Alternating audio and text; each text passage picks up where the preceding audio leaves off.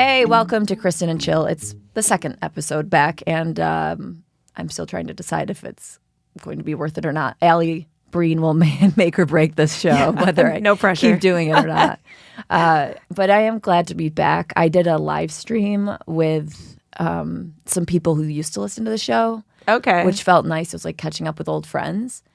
But I can turn into like an emotional mess. And like, as you've seen, I feel like it's now like, it was never in the closet, but like, I just feel like everyone knows like, oh, she like cries all the time.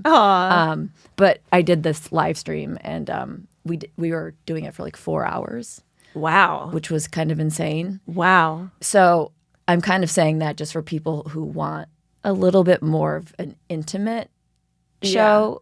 It's on YouTube, but then I only put it back on Patreon for people who don't watch it live. But anyway, I go really kind of dark there. And so the here I'm Patreon's keeping the it place lighter. for darkness. Yeah. Okay. If you want to cry, go to Patreon. Here, maybe we'll cry just a little. Yeah. We'll see. And like my darkness is so light, it's lame. Like anyone who's actually really dark would look at mine and be like, oh, she's a pussy. Right. You're not like worshiping Satan or doing any of the things that really dark people do. Right. Like if anything, I'm holding up my crucifix. Right. Being like, just surround me in white light. So you're fighting the darkness. Yeah. Speaking of which, did you just see people are going crazy over the Super Bowl? Like Ice Spice supposedly did like satanic. Yeah, I saw that. Is that a real thing? I don't know. I actually saw someone who said, I don't know who it was. I don't know the Bible that well, which I should because I'm wearing a crucifix and I actually have like a thing about like Lent right here, which is weird. But I guess there was some I don't know if it was an apostle or somebody who put the cross upside down on because he did something wrong and felt like it was dishonor to wear the cross up. Or no, it was something like punishing himself. He was hung upside down on the cross. Oof. So the cross was upside down. And I don't know who it was. So some people were saying it's not a satanic thing to have an upside down cross. It was like, but I'd have to, I retain nothing. I just read this like 2 days ago. That's hilarious. That's how I am too. I have to listen to things. Or well, if I read something, maybe I can get it. But I listen to everything now. I have to go back and listen like 9 times. Yeah. Because you get distracted. Right. But and people are obsessed with those Satan symbols, like especially in Hollywood. They act like everyone's a Satan worshiper. Yeah. Well, as child's blood. As we know, they are because we are very famous big part of people. A big part of that circle. But she did do like a weird finger symbol. I thought that's what they were talking about as the satanic stuff. Yeah. So it was that and then the upside down cross. Right. Honestly, to me, what the most satanic part was just the hairstyle. It was like a Ronald McDonald. Yeah. That's a better actually depiction of it. Yeah, that's pretty rough. Right. If you're willing to look that bad, then like I feel like Satan's you involved. need God in your life. Yeah, exactly. There's some evil forces. Yeah. We just rush at her with a Bible and she thinks it's her upside down cross, but I just put it on her head for her hair. So this is Alli Breen. I didn't say your full name. Okay. But everybody knows you. Yeah. Very well known. Yes. And we were talking before the show, and I was just saying, to talk about anything, I'd want to like talk about your neuroses or stuff that you overthink. But I feel like that's not really something that you do too much of. Yeah. I tend to not. I can block stuff out pretty easily if I have like an embarrassing moment. Or there's some stuff I harp on. But now I mostly find it funny, and I would struggle with like, should I try to fix this? And I don't really like one. This is so ridiculous and so embarrassing. But over the summer, I did a show in Southampton. It's like through the West Side Comedy Theater, and the guy who runs the theater meets you outside. He's so great and like gracious. And lately, like people have been telling me I look like the blonde girl on Law & Order SVU. And so I watch good TV, so I have no idea what she looks like. Yeah, I don't know her name, and I should look it up because I've been told enough times. But she's not really that well known. But yeah, I've gotten that a couple times, and I was like, "Oh, interesting." And he goes, "Wow, you look surprised. Who do you usually get?" And I said, "This is so."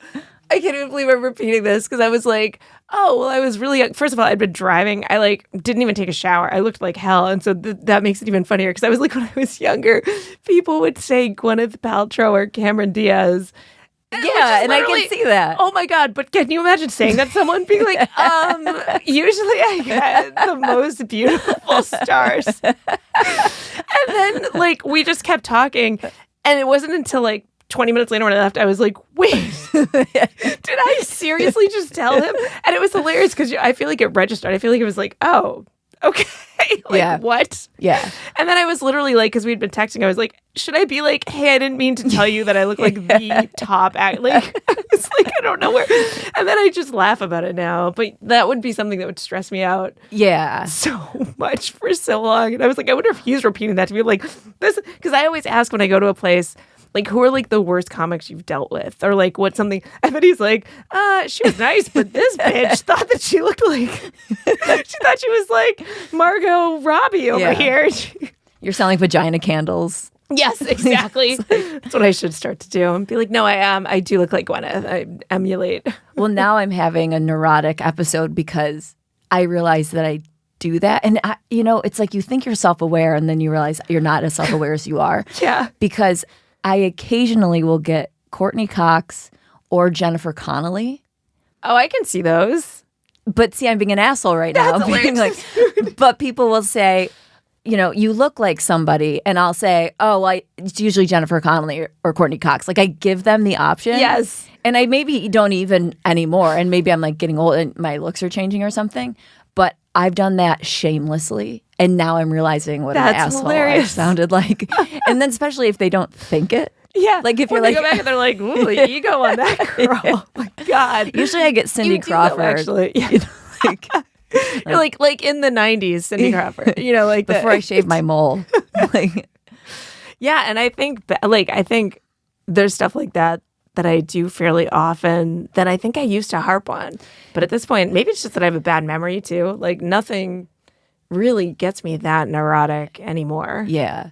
Do you think it's a comic's personality to have these thoughts, or do regular people, quote unquote, are they thinking about these things, overthinking, or is it just a sect of people like us that I come across that do this? I don't know if this is normal or not. I think it's normal. I think, too, because one of the things that comics tend to do, especially on podcasts, is like, well, as a comic, and as comics, and no one else can do comedy but comics, and comics. I sound like an asshole again. No, like, as a comic, as a Jennifer Connelly comic. I feel like everything you're saying, I'm like, no, stop being it's like, to an extent, I mean, we are comics, so we can talk as comics about what we do, but I guess it's more the people who just think that only comics can have such like nuance in their thinking and can be, the whole thing about like, well, only certain people can be comics. It's like only certain people are crazy enough to be comics, because I know a lot of regular people that in real life are way more fun, really funny to hang out with and funny. Yeah.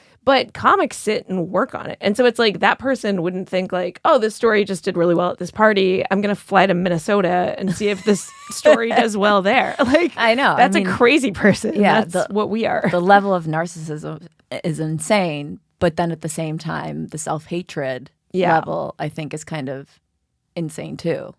Well, because I think it's like who can put up with bombing and get back out and doing it again? Yeah. So, right, we like the hatred, the self-hatred too. I think we probably revel in both things. Yeah. I know. I feel like it is a little bit of a cliche conversation, but is it confidence that gets you on stage, or is it the need to not feel the self-hatred because you get applauded by the audience and that's why you get on stage?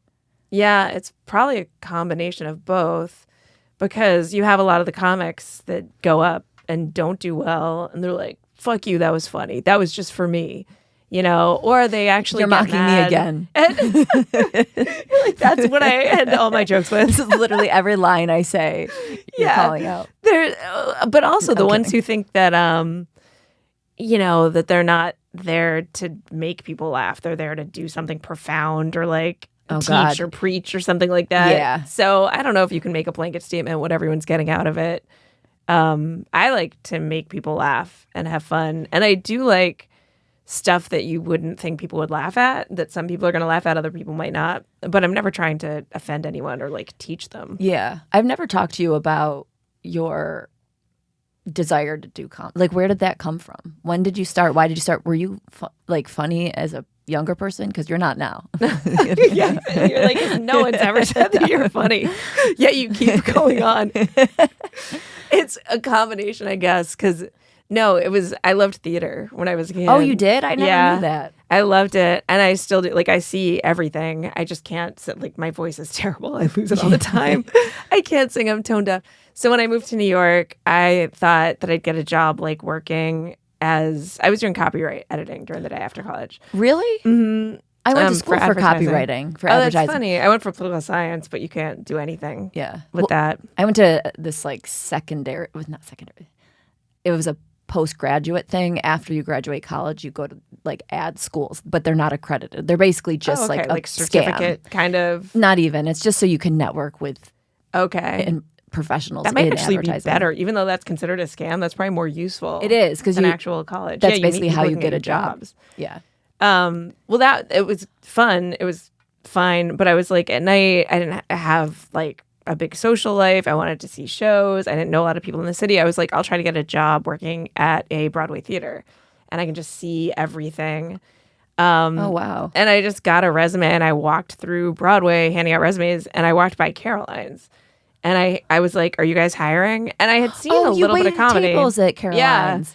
Yep. Ah. I had seen a little bit of comedy and I liked it. I didn't grow up with stand-up comedy at all. And the funny thing is my dad, who I ended up not getting along very well with eventually, was like, when we were in therapy as a family at one point, and he like couldn't say anything nice about me. He was like, well, she's funny. So I guess maybe that played into it. I've never been like, that's the reason though. Right. But I walked by, I handed out my resume, and the guy who was upstairs, I'm like, are you guys hiring? He's like, I don't know, let's go downstairs and see. And we went downstairs and he goes, are we hiring? I feel like that's a euphemism for something else. Yeah. Let's go downstairs and I followed. I was like, he's like, it's so just give me a quick audition. And then we went downstairs and he said to the manager, whoever he is, are we hiring? And the guy's like, yeah, sure. And he just took my resume and he's like, can you come in tomorrow? We'll give you an outfit or whatever. And I was like, yeah, sure. So I went in, and then like 3 months later or something, the guy who managed the place, his name was Johnny Walker. He was like, how do you know Andrew Fox? And I was like, I don't, who's that? He's like, Andrew Fox, the guy who got your job, Caroline's boyfriend. And I was like, what? Oh. And he goes, he's the guy who walked you down. And I was like, oh, that was just a guy that walked me downstairs. He's like, oh my God, the only reason we hired you, we thought that he was telling you. Yeah, or telling us to hire you. We thought you were Cameron Diaz. Yeah, exactly. We were like, Cameron Diaz has fallen on hard times. She wants a cocktail waitress at Caroline's. So yeah, I was just weirdly lucky. And that's actually apparently a really hard job to get. So I can't imagine. I had a super hard time getting a job at a barbecue restaurant in Chicago. Yeah. Like, I literally waited, I think it was probably 3 monks. And I think New York's worse for like waiting tables or bartending. And I mean, none of the Broadway theaters called me back. I was so lucky. And so then I like fell in love with comedy. Yeah. I had never been around it so much. That's an incredible thing. When you think about being rejected from Broadway, it's usually being rejected because you're not great at singing or dancing or something like that. But it's just a basic rejection off of bartending. Yeah, pretty much. I was like, I couldn't make it on Broadway as an usher or a bartender or I would have taken any job on Broadway. But it's amazing that you can be rejected in other ways on Broadway. I never thought of that before. It runs deep. Exactly. Yeah. And it's also hilarious that comedy is still the fallback. Comedy is everyone's fallback for everything. It's like actors who are struggling. They're like, I'll just do comedy. I know. Yeah. And then they can be surprisingly good at it, which is weird. I mean, some are, obviously, there's some terrible, but it's a surprising thing to just randomly decide to do and then also be able to do successfully sometimes. Yeah, I think so much of it's about stage presence. And then if you happen to be able to write as well, all the better. Did you see an open mic or something after work, or did you just go up at Caroline's? No. Yeah, I never went up at Caroline's while I was working there. I saw great comedy. I saw amazing comedy, and then the worst, like open mics. Although there it wasn't open mics. It was like a new talent show. It was bringer shows, equally bad, but they had a full audience at least. So it kind of went from like, oh my God, I could never do that, to the people who are, headliners, to like, oh, I could do better than that. Like the guys who were doing the bringer shows. And then I just started writing for like years and years, and never thought about doing it. And eventually, like, I became friends with some comics, and I told them that I wanted to try it. And I did some weird sports show. They were like looking for females to tape in like a fake studio with a fake audience. And that was like my first experience doing stand-up comedy. Oh, that's random. Which was really weird. I just wrote a bunch of jokes, and they basically have a fake crowd and play a laugh track, so it looks like you're killing. So I was amazing. like, this isn't bad at all. Like, this That would be perfect for Instagram times. Like, oh my God. Now. Yeah, that would be. I'm surprised no one's done that. Yeah. I think someone has. I'm sure they have. There's like a soundstage comic in LA. Oh. Yeah. I can't remember his name, or I'd say it's bizarre. He basically tapes just with a curtain and a spotlight and does his thing. And I was looking through the comments because someone told me about it, and I was like, it's really hard to tell. But if you know, you can start to figure it out. And some of the comments are like, this dude is on a soundstage. Okay, so you can tell. Yeah, but it takes, he's managed to get like hundreds of thousands. I think he's like over 100,000. Wow. Yeah. I have to find his name. I'll show it to you. Yeah, It's and send crazy. me his number. Yeah, I know. That guy should actually start a school. You don't need to go to comedy school anymore. You need to go to like comedy soundstage school. I'm surprised that's really not a commercial thing. It will be, for sure. You won't even need it. Like with AI, you won't need it at all. I keep rejecting the idea of AI. I'm in denial about it. Like, because my job is teaching guys how to talk to girls. Right. And there's all these bots now that are like giving them good lines to use and stuff on dating apps. So it's like I'm being edged out by AI. Yeah. Like, things you can see eventually going by the wayside. Like, of course, obviously we don't predict technology, but with DVDs or VHS tapes, obviously, like, no one thought about Netflix coming or something. And then my dad owned a video store. Oh, I didn't know that. It was a video store / pizzeria / grocery store. That's actually amazing growing up. That would be perfect. He has not passed that level of genius since that point. Like, that was as high as he's ever thought. That's pretty good for our childhood. That's perfect. Yeah, he would come home with bags and bags of chips and candy and pizza and wings movies. and movies. That's amazing. Every weekend. Yeah. Thursday, Friday, Saturday. It was just like a surprise. But we ended up, he ended up going out of business because, not even because of Netflix, because he's a terrible businessman. He's a moron in certain ways. I love my dad. He's amazing. He's hilarious. And he's actually really smart. He's almost like an idiot savant. Okay. I don't even know if people use that term anymore. But he knows like every Jeopardy question. Oh. But if you ask him That's to amazing. run a business or like manage finances, it's like he short circuits. Right. He's like, and he can't do it. But so eventually it closed because mostly, I would say even split Netflix and my dad. Okay. Like, technology is as dangerous to a business as my dad is. But once, videotapes and DVDs weren't being rented anymore, he got edged out. But why was I talking about this? The sound stages. Oh, yeah. And then the AI voice stuff. Yeah. So I never in a million years would have thought that what I'm doing is absurd. Like, the fact that I've ever even made money off of it is beyond idiotic. But it's a service. It is. But I never thought it would be a replaceable service because it's human to human interaction. Yeah. That's what they've come for first. The whole idea was that AI couldn't replace creatives. And that's literally the first thing they're replacing. Yeah. Yeah. My brother's, he's a resident right now at NYU Langone, and he's a radiologist. And that's like basically computer generated stuff, but a doctor has to read that. And so he's like, everyone was saying when he was at that age where AI is coming in, when he was studying, people were like, aren't you afraid of being replaced? He's like, not really. A doctor's going to have to read it. But that's who they were saying should be scared. No one was coming to us being like, aren't you scared? You're going to be replaced as a comic or a dating coach. Like, but that's who's being replaced. Yeah. I'm just banking on dying before it takes over. Yeah. Or having it kill us. Yeah. It'll turn against us. My fingers are crossed for both. Like, one or the other.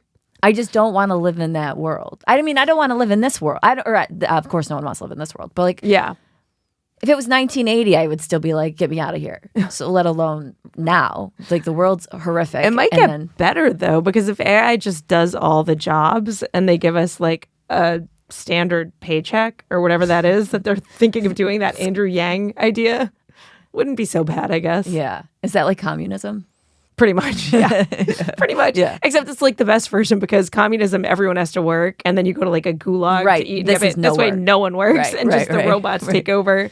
It's always funny how gulag. Did you ever eat goulash growing up? Have you ever heard Is of that like, I've heard of it, but I don't think I've eaten it. I think it's like elbow noodles with meat, like just like ground beef. I think that sounds pretty good. it's Like I wouldn't mind that. I think I have had that. Really? I do. I actually think I have because I have. It's like I'm half Jewish. I was gonna say you're too. Even just being half Jewish is too Jewish to eat goulash. Well, but I feel like that's like a Hungarian. There are a lot of Hungarian Jews. I feel like that's like a. Yeah, it sounds hefty. It does. Yeah. So I think maybe I have. It just sounds like hamburger helper. It is kind of. I think I never had hamburger helper. I always wanted to as a kid. We never had it either. Yeah. I was like, I wish my mom would be lazy and just like get a bag of this stuff so I looked can finally try amazing. it. Yeah. But whenever I heard goulash and gulag, like they were the same thing to me. And they're both, I mean, one is obviously better than the other. I think some noodles and meat is better, but they're both pretty bad choices. Yeah, I still am not sold that gulag is bad or goulash is bad. I think it might be good. Yeah. Most likely is good. I've had some version of that at least, like something with macaroni and I feel like that's like shepherd's pie, but there's no pasta in it. Yeah. Jorge, could you look up the recipe for goulash? It's important. If I have a producer, I'm going to take advantage of him both looking things up and sexually. So we have the sexual one planned for later. The tides have turned. Mm-hmm. Women are now in control, taking advantage. So we were talking before the show about therapy, and you're not a proponent of therapy. And I do a lot of therapy, and I am the perfect example of why you're probably not supportive of therapy. So, I mean, I agree with you, but I do it. But like, I want to hear your, I don't know, argument. Reasons against it. Yeah. I'm not fully against it. I mean, I get that it's useful for a lot of people, but do you think it's actually useful for people, or do you think they just think it's useful? I'm not sure. I mean, the idea of paying someone to listen to your problems and thinking they're not going to be swayed in one direction because they're getting a paycheck is weird. The whole concept is very strange. And my experience with it, when I was a kid, I grew up with divorced parents, and then my mom remarried basically twice, and my dad had a wife he stayed with, and then they had a kid, and then they fostered a Cambodian girl. So life was different than most people's, but it was just kind of what we knew. Yeah. But my stepmother was a huge proponent of therapy and was like, we have to make sure everyone's okay with everything. We have to go to therapy as a family. We have to go to individual therapy. And this was early before like the whole thing had really caught on.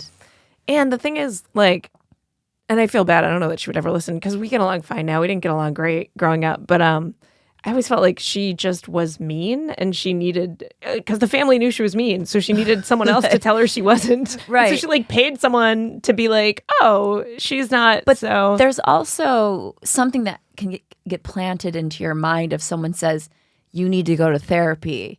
So something is wrong. Feels like something's wrong with me. So maybe it takes away from her appearing so mean because maybe I'm oversensitive since I need therapy. Right. Or however you would. It's also just weird because whatever the problems are, how is some stranger going to come and help? Yeah. Anything. Yeah. And I was a kid. I was like, this is not how I want to spend my time. And as an adult, I feel the same way. It's like, I basically, if I'm depressed or get upset or frustrated or whatever's going on, I can like sit down and figure out why and probably find a way to help or not if I don't want to. But sitting and talking to somebody, and like everyone's had fucked up stuff in their past. And everyone, it's like, I know people who think they were loved too much and that hurt them. And then people who weren't loved enough and that hurt them. And like I mean, this is extreme now, but this kid who shot up a school and his mom is now basically getting blamed. She's going to prison. it's bizarre to me because you have kids that get the shit kicked out of them by their friends and their family and have And the they don't worst shoot up at life, and they school. don't shoot up at school. So, humans are resilient and they're fucked up and they're going to behave how they're going to behave. And it's good to help people, but there's plenty of people in therapy who are more fucked up than people who aren't in therapy. So I don't really know what it accomplishes except making people feel okay with their fucked up behavior, which another part of that is everything is diagnosed now, like all this kind of behavioral stuff. Yeah. And I'm like, guess what? People are assholes. And when you start giving them diagnoses where it's like, oh, well, the reason is because they're bipolar or they have multiple personality disorder or Right. whatever any of these are, I'm like, they're just assholes. Like, Right. they know what they're doing. Right. If their brain is programmed to be more likely to do that than someone else's, okay. But I mean, I don't know how that helps anything. Yeah, I mean, I've done I never thought I would say this as a young person. As a person before I ever had to face the world. Yeah. When I was like 16, I never would think I would do therapy. Actually, I think I probably said this on the podcast at some point, but I had 2 girlfriends in high school, and that's it. I only had 2 girlfriends. I really only did. Everyone else hated me. But Did they really, or were I you was just bullied. shy? I was bullied. Oh, in high school? Yeah, and when I was thought in when you elementary were school. elementary, I didn't know it went through high school. Yeah. I switched schools in high school. Oh, because it was that wow. bad. Okay, so actually, I mean, in a situation like that, but you actually had a really supportive family life. I did. Because I was going to say, in the absence of a supportive family life there, I would probably actually be more of a proponent of therapy. Yeah, I mean, the word therapy was never uttered in our house. Yeah, ever I mean, once. It's a pretty new kind of phenomenon. Yeah, and my parents, my mom's not here, but my dad never in a million years would ever say therapy. Like, I've talked to him about problems. He's like, yeah, Yeah. you just got to go through it. It's part of life. You Right. gotta, take a nap or listen to some music. Yeah. Yeah, he was like brought up in the 50s on a farm where he drove fast cars and you would be made fun of if you talked about your problems. And on top of that, that generation was pretty successful without a lot of therapy. Yeah. you know? Not that I've seen, there's not a lot of mental cases I've come across from that generation. Yeah. And that the boomer generation, they get so much hate and it bothers me so much. Like, a comic recently tweeted something like, we can all agree that at least it will be great that grocery lines will be shorter once boomers are all gone. And I just got so pissed. Yeah. So it was like, yeah, really, the world really turned into a great place. Once we buried my mom. Yeah. It's just they're not a horrible generation overall. I don't even know that people believe that. Once it's out there in the ether, people just keep repeating it. Well, I was out with this guy recently, and we actually got into a heated debate about boomers. Okay. I hate even using the term boomer. Yeah. But he unmatched me. We didn't speak. He unmatched me. And, I mean, I was going hard back and forth with him about the boomer thing, and he's so anti-boomer, wants them gone. I didn't know people were that angry about it. Yeah. My God. He's like, why do you think we can't afford houses? And I do understand. Work harder. Right, I know. Because you're a dumbass. You're an artist in Brooklyn. Yeah, you think your parents would have afforded it if they Right. lived that life at that age? Right. There's a path to things. Yeah. But I understand, I'm reasonable. But in terms of therapy, I never would have thought I would have ever gone. And the first time I went to a psychiatrist, I didn't tell my parents that I was 25 or 26. Okay. I did go to a school in college. I went to a school psychiatrist because I started getting depressed in college. And I didn't really do much with that. She put me on an antidepressant for 2 weeks. And my whole thing was I felt like I was getting depressed partly because I was getting fat, I was gaining weight. Oh. And then with the antidepressant, it was all in my head, I'm sure. But I just felt bloated on it. And then I started getting more freaked out and more upset or depressed. And so then I stopped the antidepressant. So that was not really a thing. So I didn't go until I was 25 or 26. And they were going to put me on medication. And I told my parents. And they were like, do not. They were so anti. And they're not anti-medication.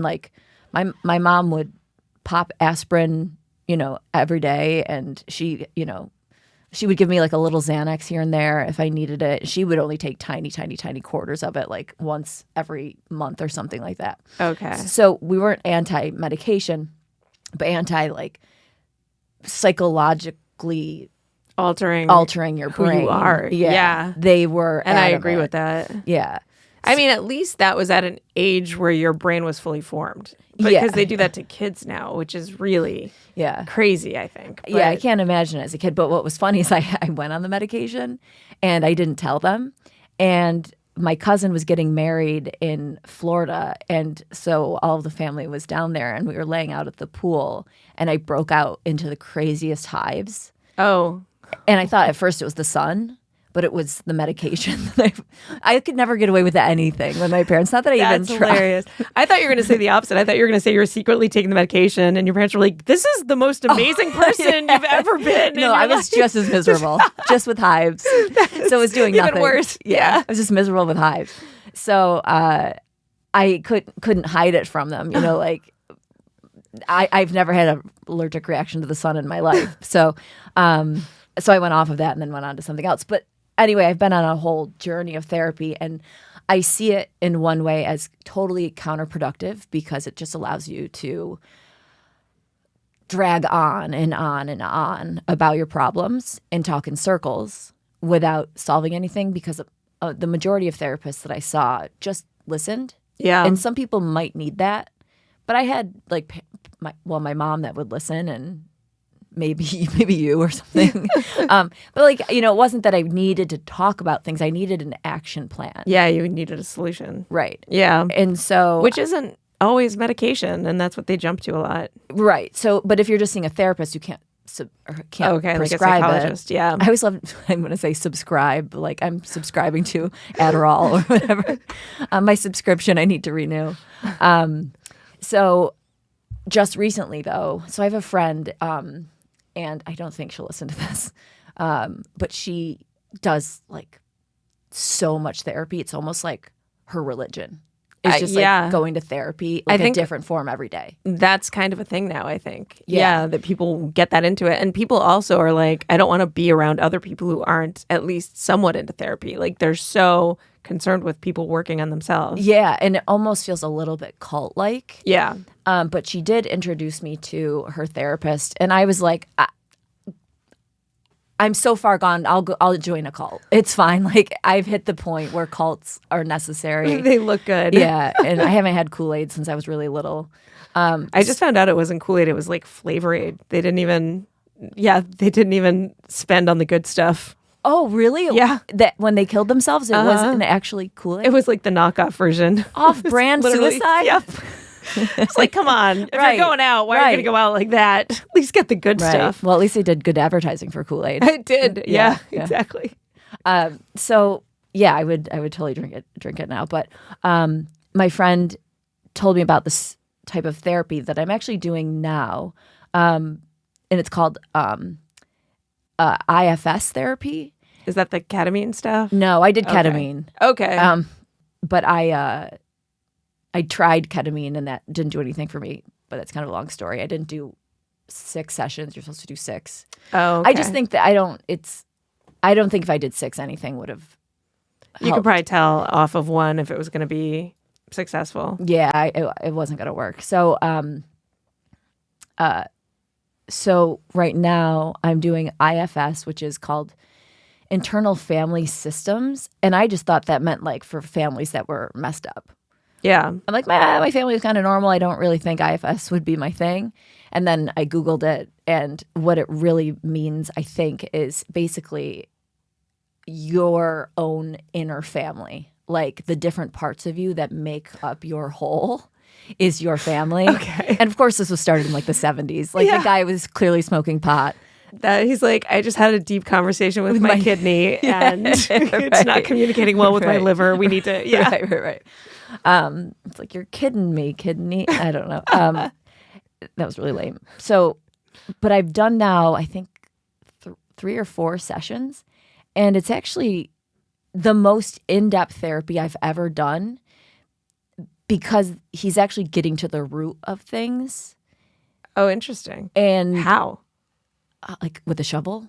Like I don't know. But I mean, is he making you do like old memories? It's like that kind of getting kind of, yeah. Because like with all the other therapists that I've had, it was just me talking, and then I would kind of tell them this part about me when I was a kid, like the cliche things and stuff. But they would just kind of like nod and go, and just let me keep talking. Right. This guy, he's incredibly nice, and I can't imagine like. He told me, he was basically like, because I feel like I'm so screwed up, but he basically kind of somewhat said like, you're the most normal patient I've worked with, which I didn't know was like insulting or of a compliment. Like, I mean, that's definitely a compliment, I would think. but if I'm in the community, I want some street cred. Yeah. You know, I've got the podcast. It's like, you're like, really, I I'm can work the most- harder. Right. I'll get more. Wait till I next could be week. more messed up. So what it is like it's working on different parts of yourself. And so he'll say, okay, I want to know more about this part. So like this past week, I was talking about how I said like the old me is dead.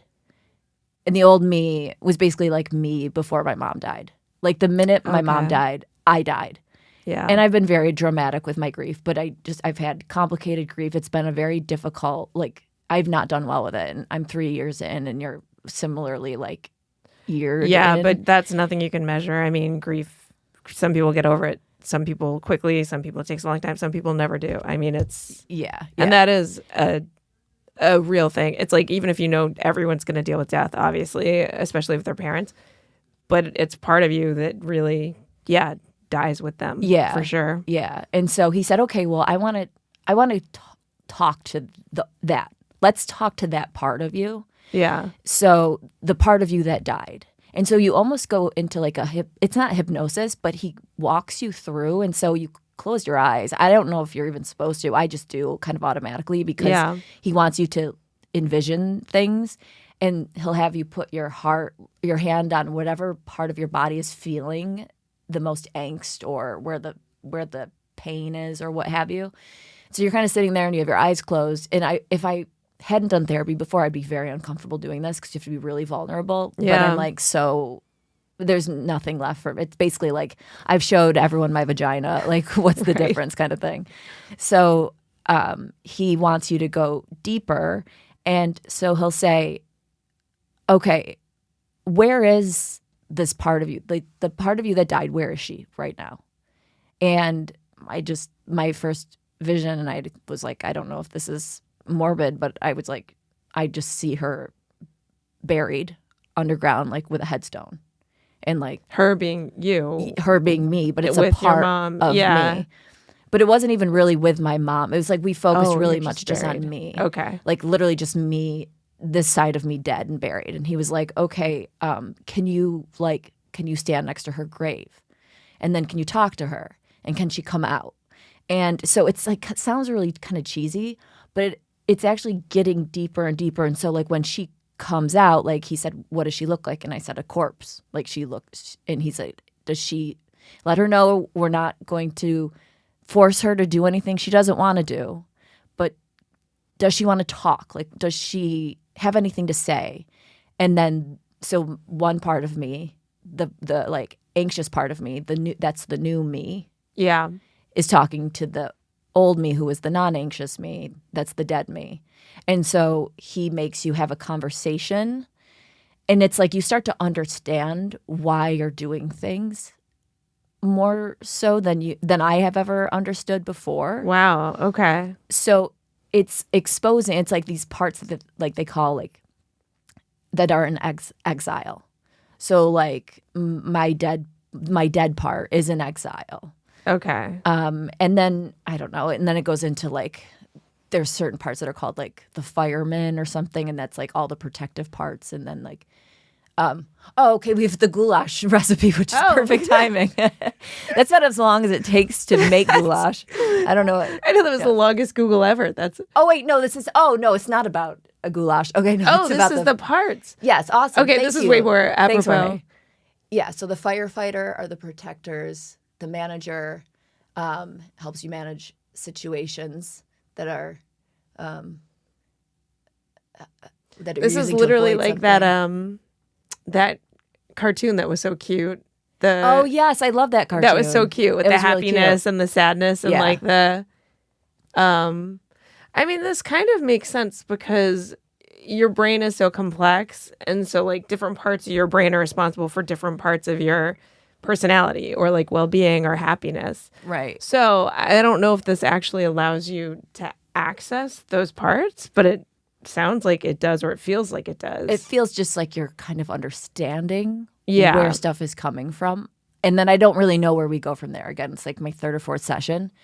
But and each one plays off the last? Like you can start where you had left off they're and kind keep of that progress? one-offs, Okay. but I think I'm doing that because when we start the conversation, it's over Zoom, of course. Oh, I didn't know that. Yeah, I mean, everything is just like, because everything's just Zoom. Yeah. now. He's in like Iowa or something. Okay.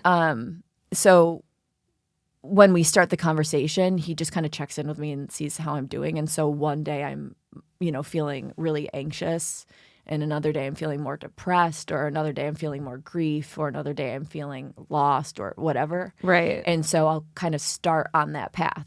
And then they're all leading together. Like he'll talk about things that I've talked about in the past sessions, Okay. but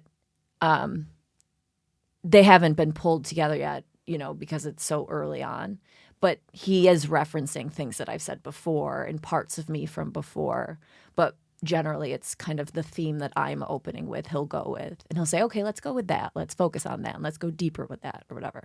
But it's just, again, it's the most in-depth conversation I've ever had with a therapist. And it's like he's actually seeking to uncover and find things out, whereas a lot of my other therapists aren't really seeking, they're just listening. Okay. So each time after therapy, do you feel better in a sense? Do you have like a one response? One of the times I actually really did, I felt like this entire weight was lifted off my shoulders, and he said journal. He tells you to like journal after every time. I've only that kind of journaled makes sense once. because you just forget. I mean, I would forget everything. Yeah, because I actually right now as I'm saying it, I journaled about it, but I can't tell you what I was journaling about. I have to look back at my journal, and I don't know if that's because, taking too much Klonopin or I'm getting old. Like I don't know why I can't remember. Yeah.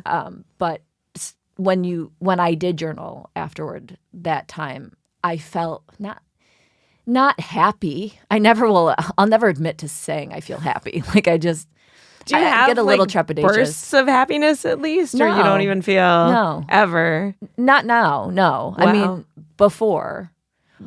before your mom died? You don't think you've had bursts of happiness? Well, when I was dating a person. and then you could get happiness within that. Yeah, I had.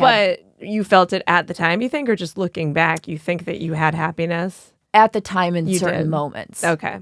And I think because I felt, and I obviously won't get really into it, but like I think because I felt like I'd like found my place, like I found where I belonged. Yeah. And I think that that's part of, I think, my struggle with, and I hate to even say mental health because it's like, I don't even know if I have mental, it's like, I think I'm just like lost.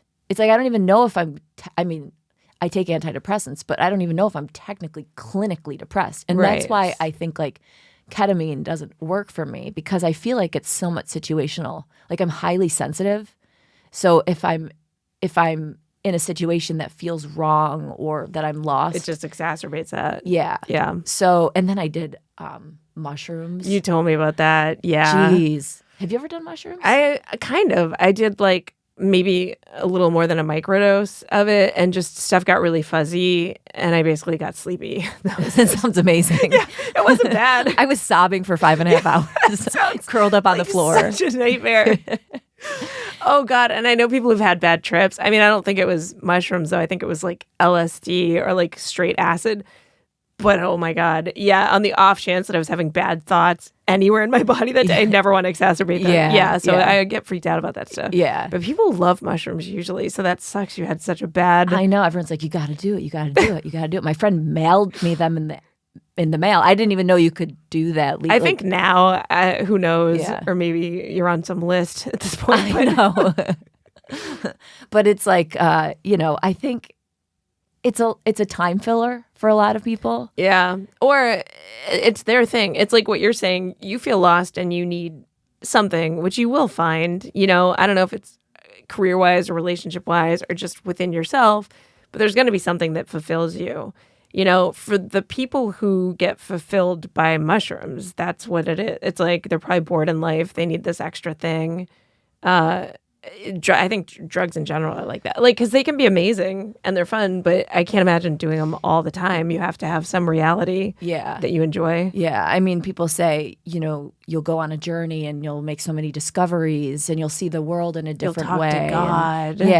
And I mean, maybe, but like at first I was thinking I would try ayahuasca. Yeah. But if I couldn't handle mushrooms, I couldn't.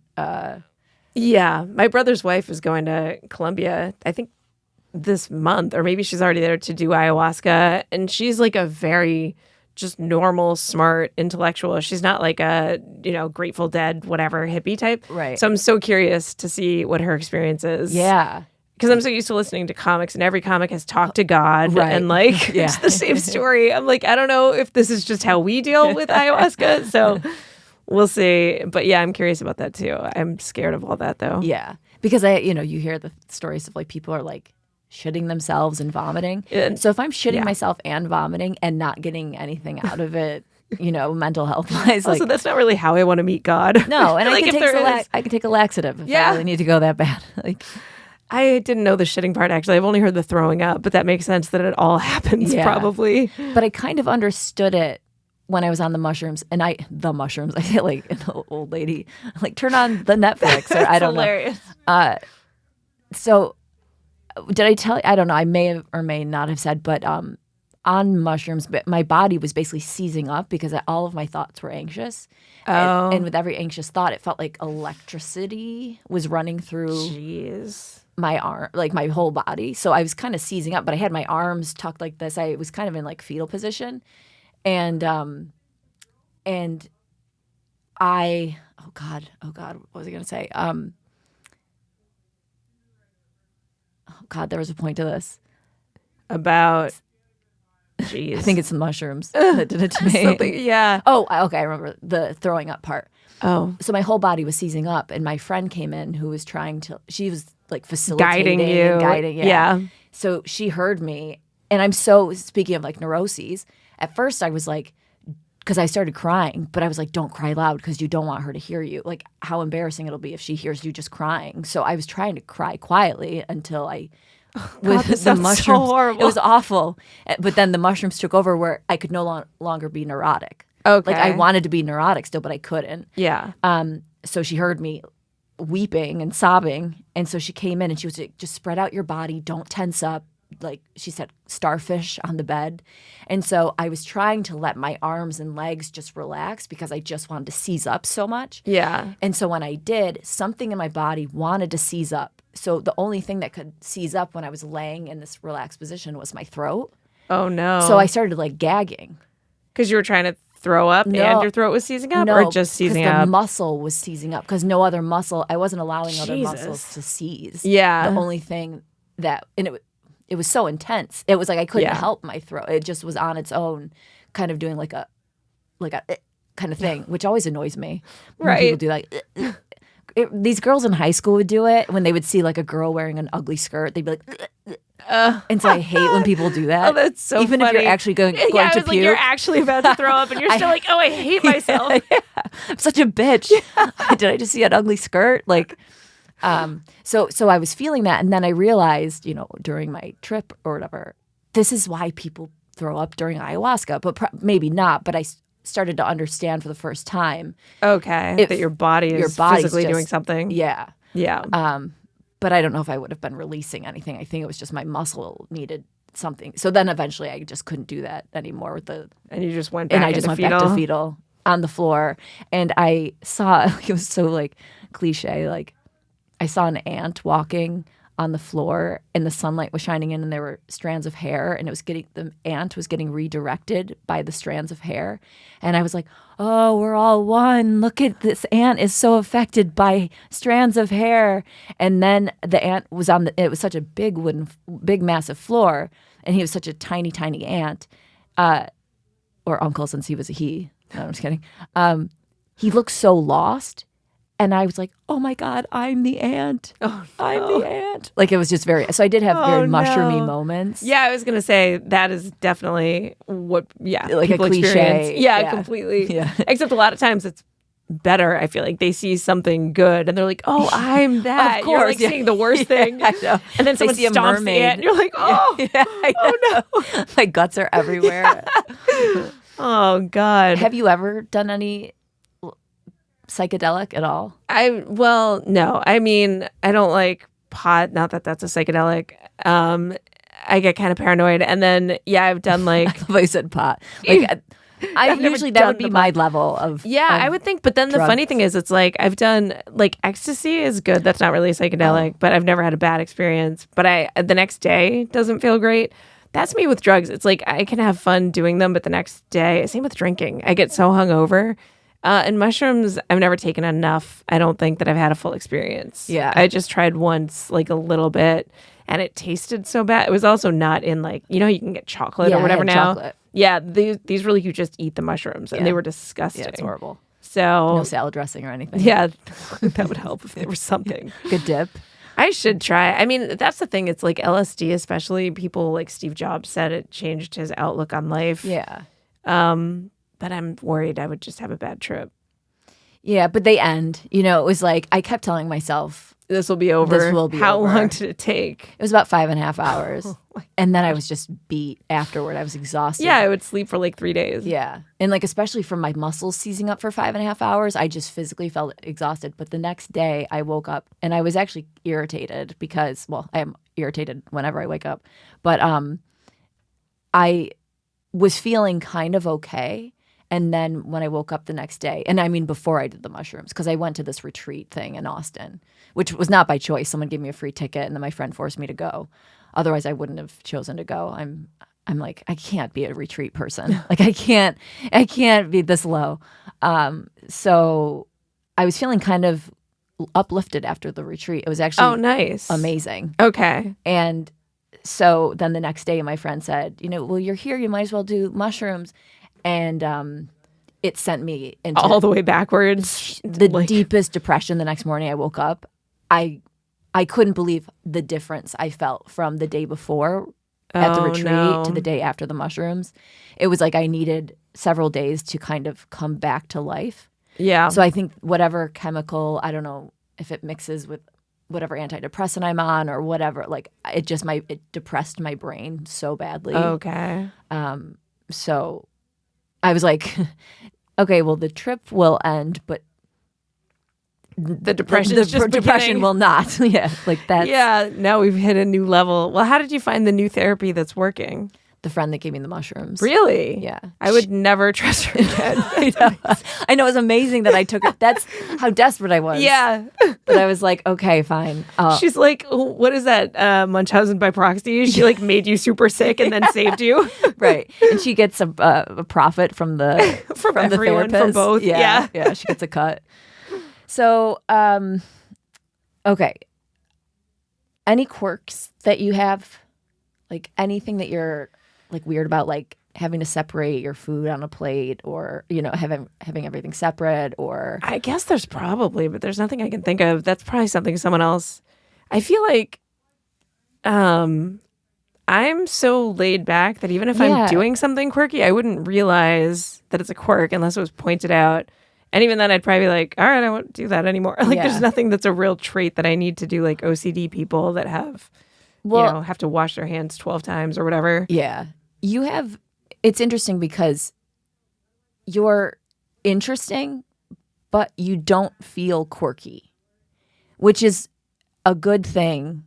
It's a good thing. Like, I don't ever think of like Alli, like she's got these quirks. It's just like Alli is so easygoing and cool. Yeah, hopefully that's the case. There probably is something that drives people nuts. I mean, sometimes it feels like people are hiding it. But you're hiding something, but you're not. I mean, I have things that drive people nuts. That it's not a quirk. It's like asshole behavior. Like I'm late all the time. Oh yeah, I'm late all the time. Yeah. Well, I mean, That's not good. I when really you're tried. a celebrity like Gwyneth Paltrow and Jennifer Connelly, we can be late. Us to show up on time. We make a fashionable entrance. Why are you late all the time though? I'm super late. I actually think, and this is going to sound way off, but I don't think that it's some weird ingrained thing. It's like, because even when I do actually leave the time, I feel like the universe is working against me. Because even when I try really hard to be on time, it's such bullshit. Yeah. When I try really hard, something happens and I'm still late. So I'm like, I don't understand how it is always. But the whole thing is, I guess people, who are successful in life will be like, 10 minutes early is actually on time. Yeah. And if I'm trying to be on time, I'm actually trying to time it. When generally I know that I'm going to show up 5 or 10 minutes late. I just don't, it doesn't register. I know. Those people are also the worst people ever. Like you're late if you're not 10 minutes early. Yeah. Like those people. And early people are a pain in the ass. People show up 15, 20 minutes because I get ready in the last 10 minutes before I'm going to do something. Right. So it throws everything off if you're early. Right. That's way worse. Not that I'm entertaining people because I have no home or anything, but like, if you're having a dinner party or something and someone shows up 15 minutes early, then it's awkward. No one's there yet. Awkward. You're still doing the stuff for the thing. And then you have to like partly entertain and partly. So I'm never an early person because I know it's most likely going to inconvenience the other people. Yeah. But then I'm also always late and I'm not worried about that inconvenience. Exactly. But like you said, you'll always end up late, even if you're leaving on time. Same thing happens to me. But I realize that I do it to myself. So, like, for example, here, I drove in from upstate because I was home. And so I was like, well, I won't go home first. I'll just drive. Like, I won't go to Williamsburg. I'll just go straight to here. So I parked my car at 12:30. And I was just hanging out in my car. And I was like, I have so much time to kill. But I knew I was hungry. So I was like, well, I'll find somewhere. And, of course, I didn't leave myself enough time. I only walked in here like 2 minutes late. But I got here an hour early. Yeah. And I had to be 2 to 3 minutes late. Actually, that is a thing that happens now that I think about it. When I get to a place early, I kind of do the same thing. Like I get anxious about showing up, I guess, at the place. Yeah. And it's like, I also don't want to go. Is it like that you don't want to go partly? A lot of times, probably. Yeah. And then in my head, I know usually it's fine or fun, even when I show up somewhere. But I do that thing where I wait, even if I'm early, to the last minute to actually get into the, through the door of wherever. So I end up being late for that reason too. Also, like, just timing things, I think I hate, and this once again, it's just an asshole quality because you make people wait when you're late, but I hate waiting. And so even at an airport, I want to walk in and through security and onto the plane. Yeah. So I'll miss flights and wait for the next one. And that still seems better somehow than the prospect of like waiting an hour to make sure that I get on the flight that I need. I feel like that's going to save your life at some point when the plane goes down that you were supposed to be on. That will come in handy. Yeah. All right. So I think we probably don't have too much time left. So I just want to, since we're, it's funny. It's amazing like being assholes, but then talking about etiquette and like how you should act. Oh, wait. Let me just add this before. Yeah. That's the other thing I hate. When people do show up late and they're like, I'm sorry, I'm an asshole. It's like, we know that doesn't excuse the behavior. Right. Like the fact that you're pointing, which is exactly what I'm doing now, basically pointing out that you're being an asshole doesn't help the situation. Even though a lot of people think, oh, that makes it better. It's just my quirky assholeness. Yeah, it definitely makes it worse. So this one I texted you yesterday. So I don't know I want to like call this like a segment, but it's etiquette. But it's like useless etiquette. It's not like proper fork, knife, spoon, dinner fork thing. Right. It's more like everyday annoyance type of etiquette. What's the most polite way to ignore someone in an elevator? Yeah, that one was weird. I just, why would you ever talk to anyone in an elevator to begin with? I was like, that's the weird part. Like, ignoring is easy. Oh, you think the ignoring is easy? Yeah. See, I think it's uncomfortable. Oh, you feel like you need to talk to someone when you're in the elevator with them? Not talk, but recognize that another person is there. Oh, I'm the opposite. I'm like, get in, stand there, wait for your floor, walk. Unless do you they feel say uncomfortable? Something. Like, do you feel an odd, like, eyeball staring at the back of your head, burning a hole into it? No. You don't? I mean, if they say something, and I've tried to get better about not being bitchy, because sometimes when someone just talks in a weird situation like that, If they're like, oh, you know, the weather. Yeah, I'll be like, and like act like my earbuds. But I'm like, why would I be an asshole to someone just trying to make small talk? So I'll be friendly if they're friendly, but I never would talk first. Okay, and so I don't you feel don't the need initiate. at all. No. Okay. Because I'm stuck always between the look, because if you walk on and someone's on the elevator, you make eye contact, kind of thing.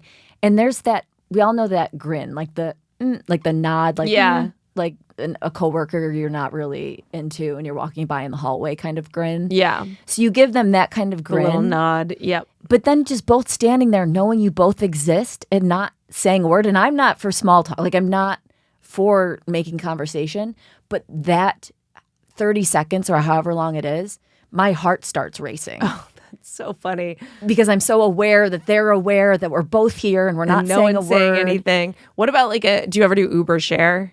I used to, but Not anymore. Not anymore. Okay, because I was going to say that's a weird one too, where you get in the car and no one acknowledges anybody. It's weird behavior. You're right to not acknowledge anyone, but I'm so on board with it. Yeah, and I don't feel weird. I am too, but I have to You go do through the feel weird weird. phase first. Like when Yeah. I sit down on an airplane and like my seatmate or whatever is right there, I'll do the grin and I'll kind of get the vibe. And I don't want to talk. I don't. Yeah. But if they want to talk, I don't want to be rude. So I try to put out the, hey, I'm open to talking vibe, Yeah. but I'm not going to start the conversation. But, so obviously the pulling out the cell phone is the way to ignore people. Well, now it's earbud. Like I used to do this a lot more often, and I shouldn't. But like when someone says something and you hear them clearly, but I'll be like, huh? Like so that they really are Yeah. aware. Like this is annoying. Yeah. But that's not helping. The huh is a good indication, though. When Yeah. someone does that, you do know you're annoying them. Yeah. With my hair, generally I wear it down. Like if I'm doing Okay. stand-up, I pull it back. But you can't ever see my AirBuds or Yeah. AirPods. I'm so old. I don't know what they are. Oh yeah, we know. I think I was calling them the wrong thing. But you can't see. Like if we were wearing these headphones, walking around, That's and probably someone why tried, people actually do wear these. I I'm know. gonna get right, compare them. right. Even like earmuffs, like instead of a hat, I'll just put earmuffs on because even those look like, of course they're somewhat blocking your ear hole. The odd thing is too, a lot of times in the city, when you do have like a quick exchange with someone, it is nice. Like, yeah, they're generally pleasant. yeah, and so I don't know why I'm so anti, but yeah, I'm generally like eyes straight ahead, don't feel bad. If someone does talk to me, I'll definitely try to be nice, which for some reason I've gone through phases where I'm really not at all, where everything is annoying. Yeah. But I never feel pressure to be the first to talk. Yeah. Well, with neighbors and things, like I tweeted this a long time ago. It was like I would die if my neighbor talks to me, but also how dare they not say hello? Yeah. Like I get super offended. Like in the neighborhood I grew up in, nobody says hello to each other. I've lived in that neighborhood or my parents lived there for 30 plus years. Oh, see, the whole cliche is that those neighborhoods people do talk to each other and know people. But not like in this neighborhood, the town, it's just like a personality-less town, and everyone's just like cold and awful. Oh, wow. But it's like I don't want to say hello, but how dare you not, you Yeah. asshole? But it's the same with like the elevator. So the other day in my building, I know you're in an elevator. No, you're in a stairs building. No, there's an elevator. It is an elevator. Yeah. I was in the elevator the other day and I walked on, and when I walked on, I just did a grin. I didn't want to talk. I did a grin, but the guy looked at me and didn't grin back. And I was like, what a dick. All right. Yeah. So then when he was leaving, he got off before me, and he didn't like do like a side Have a nice day little or grin anything. And so I mean, I was like such a child, and obviously I knew he wasn't seeing me, but I went like like jerked off and like made a face. Oh my God. I love that Because that was ability, though. It feels so good to do something behind someone's back And he like had that. no idea, and I was like, "You fucking prick!" Like, so because he didn't even. I don't want to talk. Just acknowledge with a little face thing. We're both standing in a tiny box together, and life is weird. Yeah. But I don't want to talk. Yeah. So it's just like I want to ignore a person in an elevator. So like when I asked you the question, it wasn't like how do you like not talk to them. It's more like how do you properly not talk to them without offending them. Yeah, the elevator is the one situation I feel like everyone's already programmed that you're going to stand there awkwardly with a bunch of people and that no one is going to talk. Yeah. So I never think that feels like a weird pressure situation. But I might be the weird one. Maybe everyone else does. No, feel that I way. mean, especially in New York, it's like the pressure to talk is not there. Yeah. But it's funny when someone walks out of an elevator, for some reason, I still kind of do the, like I get surprised. Like it's not a box that Yeah, when carries it opens people. up and people are in there. Like, yeah. I have this weird element of surprise and I feel like a dweeb every time. But I'm like, The weird part is when someone does that, especially at an airport or something, and they pause, like the door opens and you have to start walking in before they walk in. It's like, were you going to live here? Did you not think you had to leave? It's a really small couch, but it actually kind of looks good. All right. Well, I think I've probably annoyed Jorge long enough. Thank you so much, Alli, for doing the thanks show. for having me. That was fun. Yeah, it was fun. Do you have any shows coming up? I hate doing this like plug thing because it's like no one's listening. I know. So it's like who are we plugging to? Like it's so disingenuous. Just Instagram, I guess, is the best. I never even know when this is going to be released. Does it go right out? It'll be like next week or there might be shows. They can follow me on Instagram if they really want to. Yeah. All right. Well, thanks for listening. If you guys want to watch live streams, you should. And follow me on Patreon. And if you, I don't know, have any ideas for like etiquette things, because I kind of already have like 2 shows in. I'm like, what else do I talk about for etiquette? The well-ran dry. Yeah. DM me those at Chris Karn on Instagram. All right. Thanks for listening. And I'll see you guys on the live stream. Bye.